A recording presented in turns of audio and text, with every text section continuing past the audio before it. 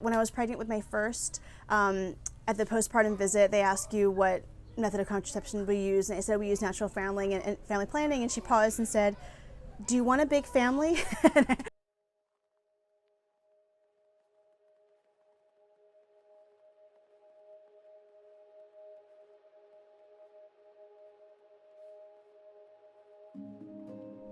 When I found out I was pregnant with my third baby, I had a 1-year-old and I had a 4-month-old who was exclusively breastfeeding, and I looked down at a positive pregnancy test and I was like, seriously, God, like what the hell?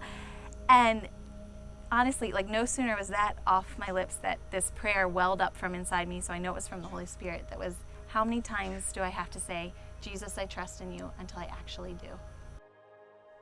Whether a couple is open to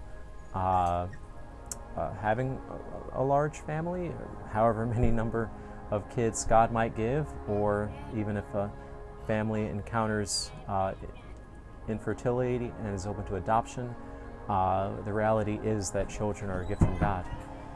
So getting pregnant so quickly, one right after the other, that was a moment of saying, all right, I need to work on trusting you more and more. And then it was so neat how God followed through with that. Like, someone gave us a minivan, people gave us cribs. Like, God made himself known to us in the gifts of so many people around us and the support of them. But that's not to say we weren't supposed to also continue using our brains and learning more about NFP. I was blown away by the biology, by the science of it, the fact that God had stamped in our very bodies like his plan for fertility. Seeing that God made women's bodies in a really incredible way, and he worked into our bodies fertile times and infertile times. And so he asks us to use our brains to understand what our bodies are doing.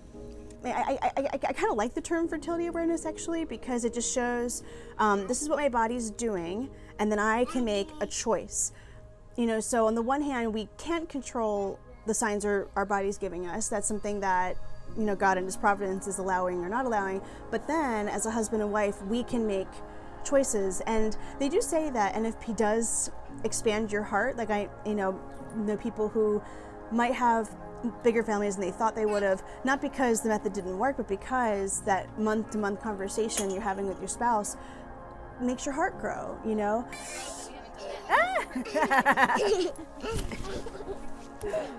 Let's see, so this is Dominique. She is our princess, and she just turned 3. And I love princesses. Most people will say, well, isn't NFP just Catholic birth control? And I was thinking about that. The difference is, one is artificially bringing something into a woman's body, or artificially putting something up between the couple. And the other is looking at God's design and working with it. And then trusting, okay, I've done all I can with all my information, and if I get pregnant at that point, so be it. I trust that God is going to provide. God created this plan for marriage and family for a reason.